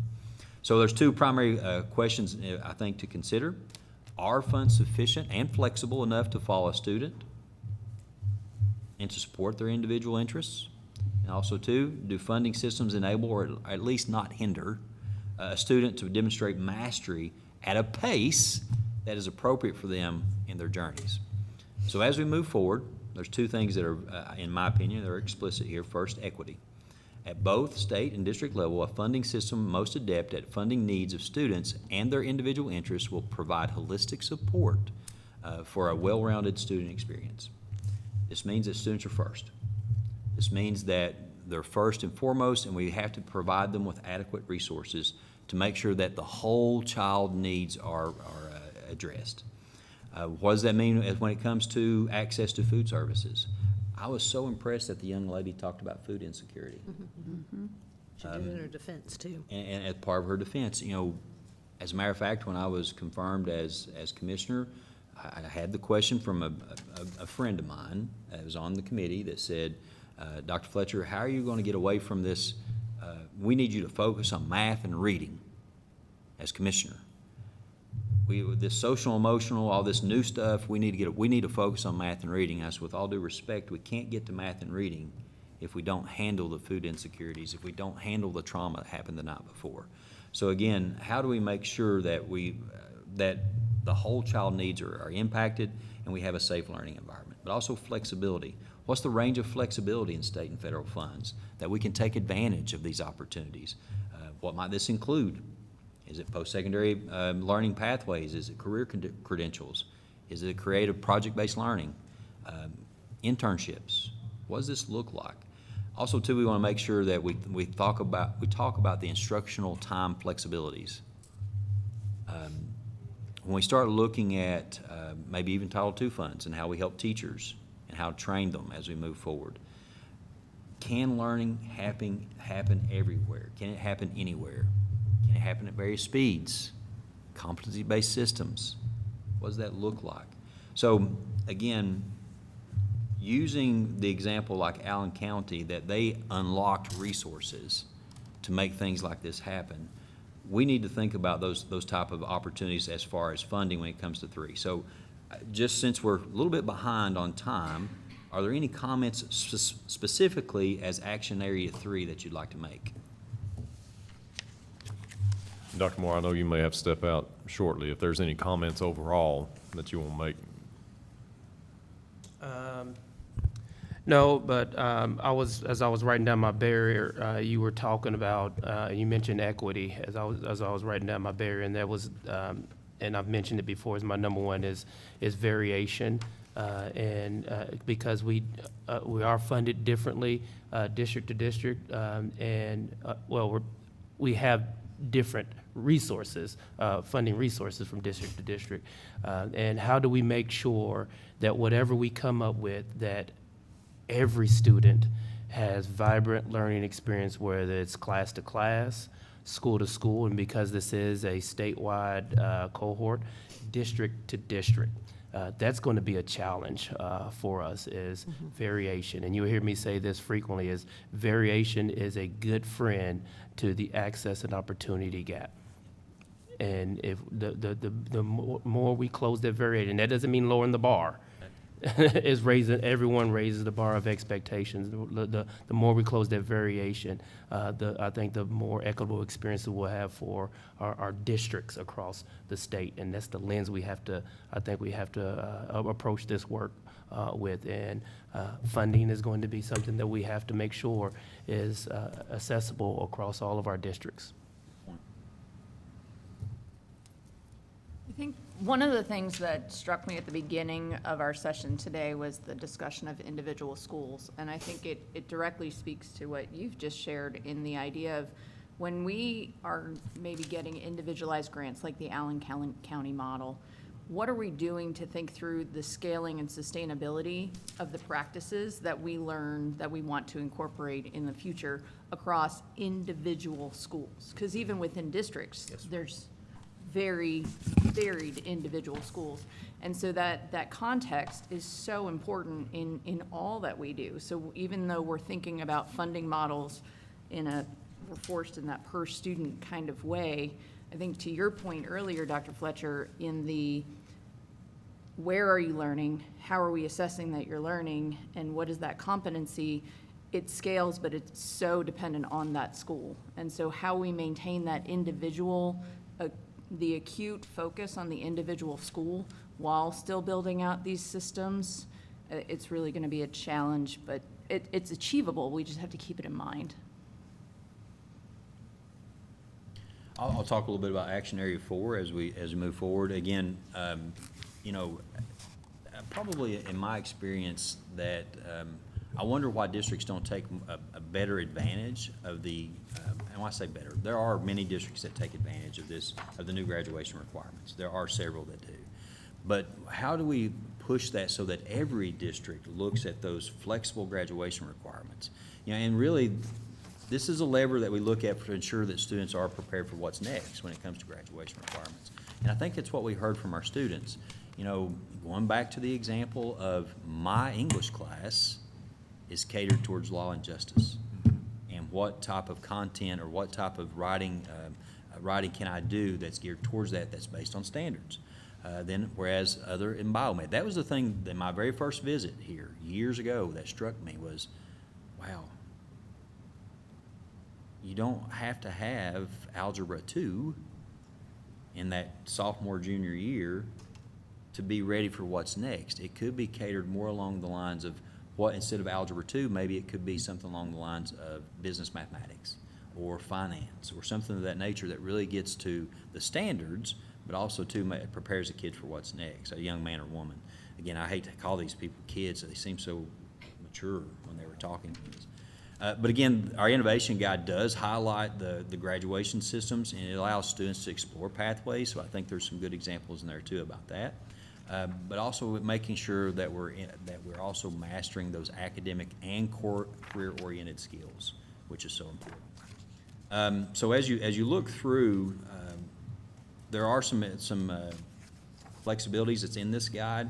First of all, local boards can substitute integrated applied interdisciplinary, occupational, technical, higher level courses for a required course. Students can earn performance-based credits. That's there. That's been there for years. It's been several years that performance-based. Amanda, do you remember when that was? I mean, it was like 09, 08, 09. I knew It's been one of the original. So, and students can do those performance-based credits instead of Carnegie units, which we're so used to, and they can go through portfolios, they can go through dual credit. There's other equivalency opportunities that they have. But also, too, we still have the minimum graduation requirements, and I love the thought there, let's get our graduation requirements, let's get them out of the way. Well, no, we want you to say, how do we utilize those graduation requirements to keep you on your pathway that's relevant for you too? Exactly. Geared back toward the ILP. And again, Dr. Ellis, every time I think of ILP, I'll come back and point towards you, so I appreciate that.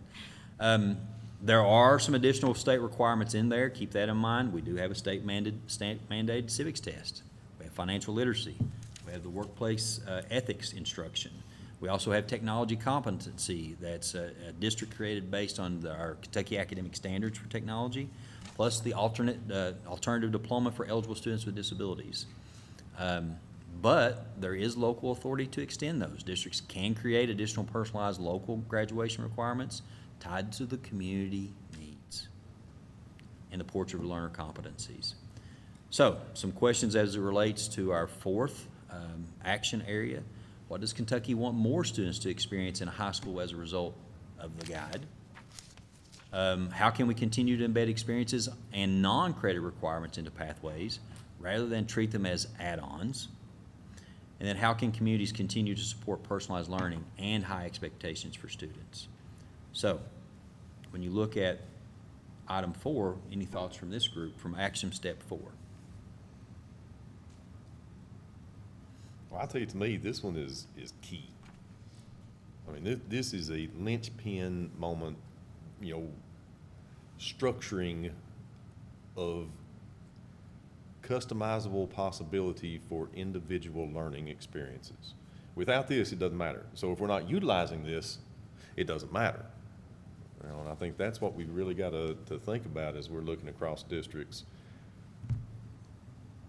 I wrote down 3 things when the students were giving us advice, and it seemed like kind of a roadmap. They said student voice, student passion, personalized education. Listen to what the student has to say, figure out what they're passionate about, personalize the learning around what they've just told you and what they're passionate about. Well, if I could add one more, community possibility, all right, because a lot of our students want to stay local. Yep, and you were hitting on the point that I wrote down before they gave us the advice. And I said, what's the student interest and what's the opportunity shift? How does your funding shift, which this innovation guide talks about? How do you shift your funding based on the new opportunities for those communities and those students? New business comes into your community. That's an engagement point where we need to be identifying what those skills are that we're already built into our portraits or our profiles, and get that shift moving to say, hey, we've got a new opportunity now. Do we have funding to make the shift? Have we identified the challenges in those learning pathways to provide the teacher support, the instructional individualized guidance that leads to the holistic, well-rounded environment that we're creating? It is order of operations, right? That's the way my mind works. Because then we're dealing with a communication of business to student mastery. I heard 6,000 hours from Kat. I always have 10,000 hours in my mind for mastery, and it's just what my church keeps talking about. Right. But, we want to be able to demonstrate mastery. According to who? The mastery of that skill is according to the teacher, the guidance that we're getting, but it's also according to who the person's going to be receiving that individual, right? So that new business, that community organization, what Kat talked about at her chocolate store, right? She has the soft skills that manager wants. She can take that to go be the petroleum engineer, right? So how do we build that track for students with the right funding, the right requirements? And ask the question here, and I want to make sure I get this point in, because I talked to Glyptis Ann earlier. How do we pulse check the district's status around those key leadership roles? When there's turnover, when there's retirement, when there's new blood coming into the district, whether that's a superintendent, a principal, a frisky, a teacher, a counselor, is there a red, yellow, green indicator marker that says, hey, you've just retired your best 20 to 30 year people, and all the brand new people are coming in? They're going to absorb all the work that you just did over the past 10, 20 years and iterate and innovate on it. But how do we know that that's happening in a district? Great Crossing, I believe his Principal Lusby's going to retire this year. We've been working with that school, so we're going to be working with new dynamics. Shelby County retired Steve Coleman out of the ATC this year, who's a big proponent for ours, and now we're working with a new relationship. How do we indicate that change is happening in the district, which then puts strain on administrators, puts strain on other teachers to pick up the weight until they can get back to that level? And so those are the thoughts I brought in today, and really think that's they gave us a good roadmap. Listen to what they have to say, what they're passionate about, and then build their learning around it. I want to go back to you absolutely agree, Ms. Sanders, but it's not doctor yet, sorry. Well, it's just Mr. We'll just go ahead. We'll just go ahead with Mr. Sanders then. But with that being said, also a district trying to meet the personalized learning needs of the student, but also with the community around them. And one of the things, I wanted to read a paragraph. It was in this, because as I was hearing you speak, I was thinking about this. Greenup County has also gotten creative when necessary to help their students attain meaningful credentials. For example, the district recognized that a state-recognized certification to become an electrician at the time was not what the local union required. So they decided to reorient their program to meet the local workforce needs, and the state, KBE, has also determined that the new program can count towards school accountability in the future. So, asking the community around you, okay, does this certification meet your needs? If it doesn't, then how do we need to change what we offer and what we do to make sure we're getting to that personalized learning for the student? That I think place-based education is so important.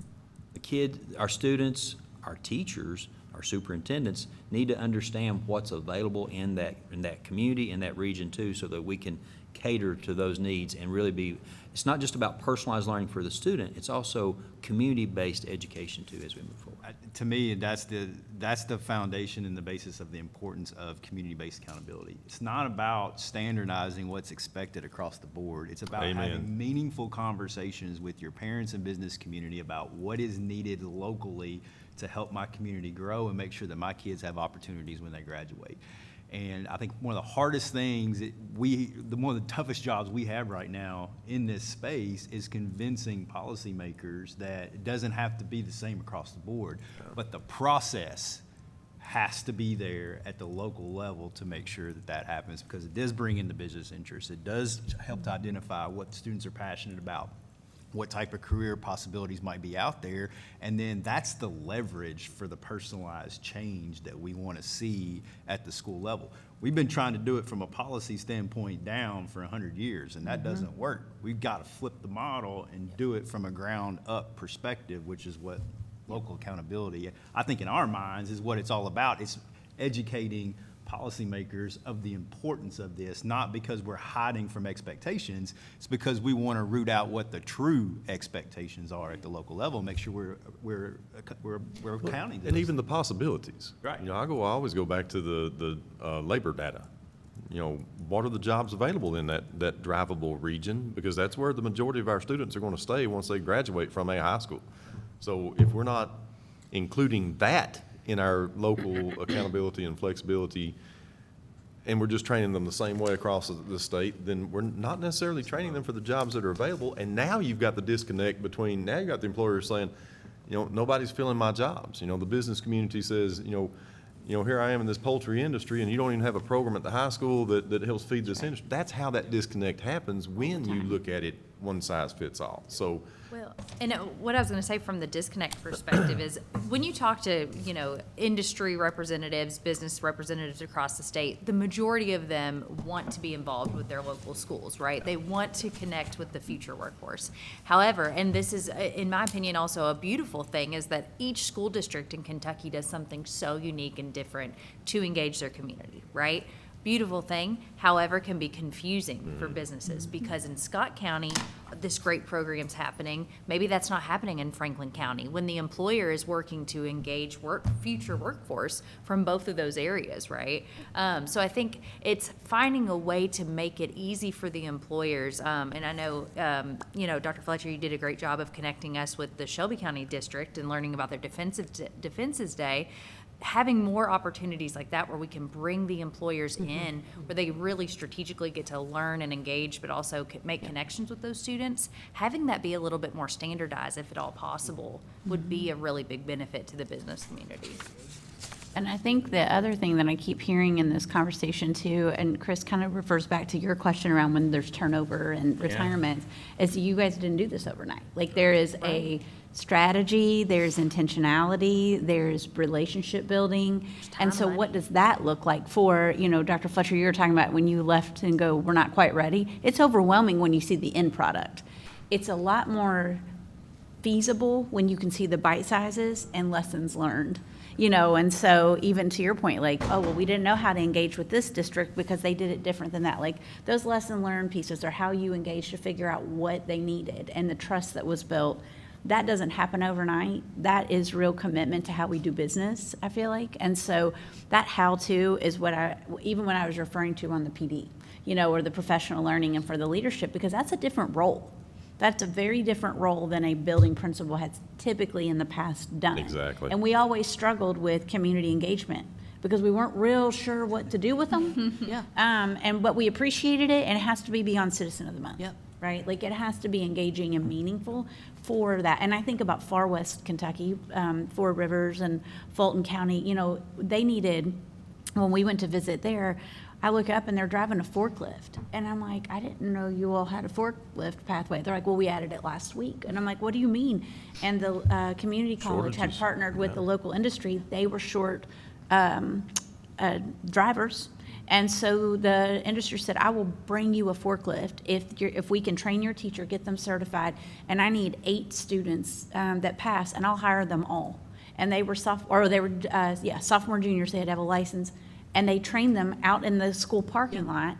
And that gentleman now is the superintendent of Fulton County, and I'm thrilled because I thought he saw an opportunity, talked to his community, they trusted him, and then the district allowed him to continue to build on that partnership, and the students came to school, they didn't miss. They loved learning how to drive that forklift. And it was men and women, young men and women, and I was like, I mean, that's kind of cool. That's very relevant, very impressive, and they earned that initial credential. And they didn't talk about accountability, and they didn't talk about all that. They really talked about learning and, getting credential, getting a job. Skills, and then they, but those were college-going kids too. And one of the things when we talk about college going, and I'm sure I said this before, but we mean anything, training post-secondary. Sure. It's not just that 4-year traditional, it can be a 2-year, whatever you want to do. What training and education do you need to get there? And everybody should have that opportunity to know that. And so I think that's the other mindset piece, that it's not college material or not. But well, and to kind of bring this part to a close, and actually we really kind of bled into the discussion next, but I'll turn it over to Dr. Pate. I want to make one more comment about, looking at those type of opportunities that are happening in districts. One of the things that I am most proud of with my colleagues, when I'm talking about my colleagues, I'm talking about educators, in particular superintendents, there is so much more collaboration going on among districts, because when we did the town halls and talking about our accountability model, you had districts that were talking about, like Woodford County was talking about how they were partnering with Logan County, and also Johnson County and Rowland County and Shelby County to have local accountability models, but also opportunities for kids. That's really what we're looking at when we're talking about community-based / local accountability models. We're looking at how can we collaborate with each other to give every student those type of opportunities. It's not about the competition. It's not about the red. It's not about the yellow, the green, the blue. It's not about that. And we've got to get past this competition of districts, in my opinion. Don't get me wrong, I'm all about going to a football game on Friday night. I'll be the first to tell you. Love to do that. Love to do that. All in. All in, that's right. But it's more about how do we make sure that every single student has the opportunity, and that's only going to happen with collaboration with our communities and collaboration with each other across districts. So, again, just so that everybody knows, that's our areas 3 and 4. The next area, which we've touched a lot on today, will be the local assessment and accountability innovation. So I would love for everyone in the room to not only read what's in here, but look into some people around you. Of course, Dr. Bacon, your district's one of the leaders in this area too. But what's going on as it relates to community-based accountability systems, local accountability systems, or I think in the bill it's called local indicators of quality, if you're looking at. So that's how it is in the bill. And anyway, it's just another phrase for what we're looking at, but have that as part of our discussion for next time. So, Dr. Pate. Thank you, sir. Thank you, sir. The Kentucky United We Learn Council is very important in all this, and we're going to move into, Lou's going to give us kind of a synopsis of some of that best practice recommendations, some of that work. Before we wrap up here, we've been having great discussion.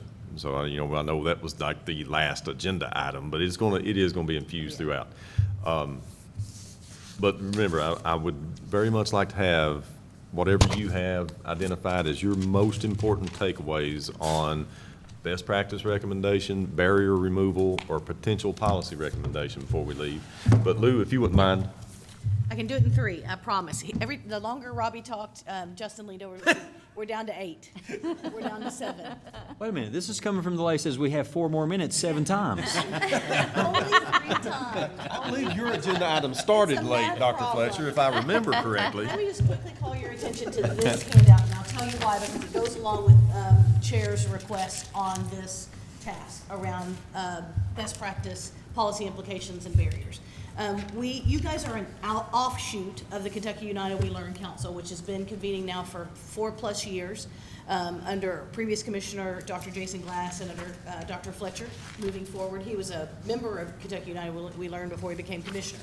In that work, we have 60+ members of the community all across Kentucky who are weighing in on these big questions that led us to House Bill 257, assessment and accountability. And we pitched to them at our January meeting that we wanted to pivot their conversation around high school transformation in a very sisterly way, brotherly way, as the work this group is doing. So we did an activity in that meeting, a Lotus Blossom activity, where we had them discuss what is it about high schools that work, what doesn't work, and where could we go from there.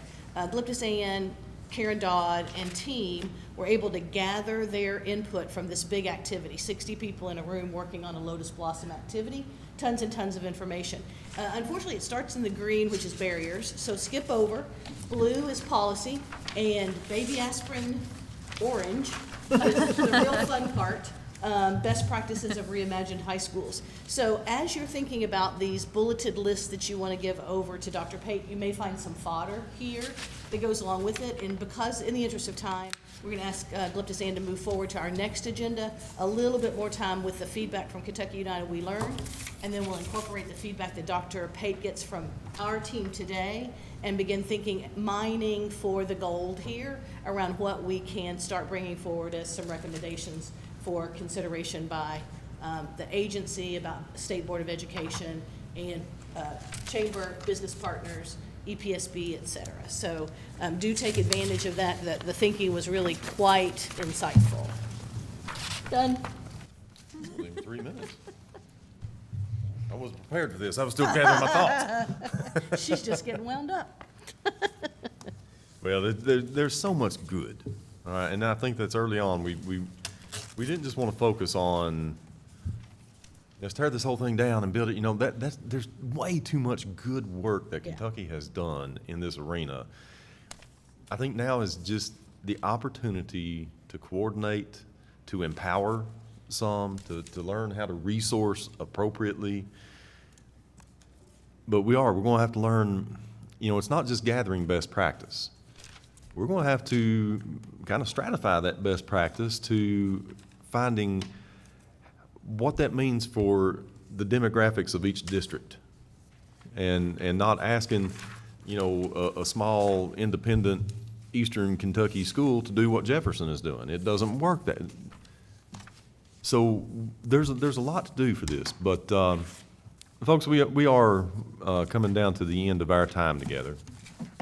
Any other parting thoughts? I'll come around to get your little pieces of paper, but any parting thoughts from the committee members before we wrap up here? You know, I'll just say great work on this, because obviously I'm coming in supporting Ashley here today, so this is the first opportunity I've had to look at it. What I'd love to see, and you just kind of referenced it, is that you're highlighting best practices from not only large school districts, but small as well, because I think oftentimes, like, school districts come in and they're like, we're not ready, we're overwhelmed by this. But seeing smaller schools being able to do a lot of these opportunities to engage the community, to engage their students and personalize things, I think showcasing both of those larger and smaller school districts really makes a big difference there. Yeah, and I'm not going to be able to pull the exact names, but, you know, Dr. Fletcher in some of our KBE meetings, he'll reference, you know, a Caldwell County and a Greene County working together because they do have some like demographics. Yeah. And they're trying to figure this out together. You know, I think the more we can foster that, the better. But yeah, no, and some of this is, quite frankly, raising the awareness of what's possible. You know? It's just what's being done. Yeah. I don't like recreating the wheel. No. No one wants to start from scratch. So if you've got a best practice, if you've got a English class that's contextualizing that material, how are we allowing teachers to share what they've developed? Yeah. Right, and share that collectively. And we've got those models. I know that we do. If districts are working Absolutely. together. It's just, again, and I'll come at it from the person that hasn't spent as much time in the high schools. How do we know? Who's shouting from the mountain that this is happening, right? And we have to have a community engagement that allows that to go out and that all voices are being heard. And I think, again, that's part of where I feel like we can come as a unified voice through this work and really make sure that that's heard in the communities. It's heard by the teachers that you have this flexibility. We have shifts in funding. We have the opportunities for you. It isn't easy. No. Excellence doesn't come from easy. I tell my team all that all the time. So who's going to come alongside you and help you do the hard work and then move you along so it doesn't look as hard as it does to Commissioner Fletcher's point, right? And I think another point too is what we saw today is happening in a Kentucky public school. You know, if we would have brought people in to see this, they're like, what, you know, what university is running this, or what private school? Yeah. Private. No, this is a public school. The Innovation Hub in Paducah, Ignite in Northern Kentucky, and there's so many others. EC3 in Hardin, you can make a list. Yep. But how do we broaden that, tell our story, and make sure people know, not only, even in our own school systems, you know, this is possible. Now, granted, there are some resources here that you probably can't find in Lawrence County, but Lawrence County has a wealth of resources of its own. Yep. There's programs of distinction, too, our alternative education environments. Oh, yeah. We've got those best A5s, practices that we talk A6s, about, yeah. right? The Learning Center in Fayette County Absolutely. where we work. Yep. You know, I think maybe one of the things that we would want to think about in our last meeting is what are the top 3 things that we have available currently to us that we want each of these current constituency groups to understand. You know, there's things that we have not told the chamber specifically that we need to tell the chamber so that the chamber has a clear understanding of. You know, I mean, I think there's maybe things that we need to do that for each district, you know. But, yeah, I think there is, the breadth of the work is immense. The depth is where I think things get difficult when you look at statewide efforts. Like, how do you move the needle in a state commissioner's role? So I think we're going to have to keep these lenses in mind as we are moving toward, this is meeting 2, we've got 4. Meeting 4, we need to have some takeaways. So I think this lens that we have is going to have to move a little more narrow in these last two meetings, so that what we bring forth as some recommendations from this group, they can move a needle. You know, the commissioner can use that, the legislature can use that, the Kentucky Chamber can use that, you know, the executive branch can use that, Council on Post-Secondary Education. You know, that's what we're going to have to be thinking about as we get a little more narrow. So I will collect these, Glyptosan and I will get together, we'll filter this back out, we'll have this at the next meeting. We'll move a little further into the innovation guide. We may dig a little deeper into some of these cool council recommendations. We're also going to need to broach the topic of dual credit. If we're talking about specifically the high school experience, we're going to have to talk about how that becomes more meaningful. So we've still got some work to do. But folks, I really, really appreciate you being here. I appreciate this time. The weight that I think the three of us feel and Glyptosan is making sure that what we do has meaning. I mean, this is not a meeting just to meet. We have got to, in these last two meetings, come down to something tangible that we are going to recommend that could move the needle for the state of Kentucky in education, Commonwealth of Kentucky. So again, thank you very much. Be thinking about this. If you have thoughts, by all means, shoot an email. Glyptosan, everybody has that. You can probably see my email address on there. Send it to me, any of these folks. You won't read it.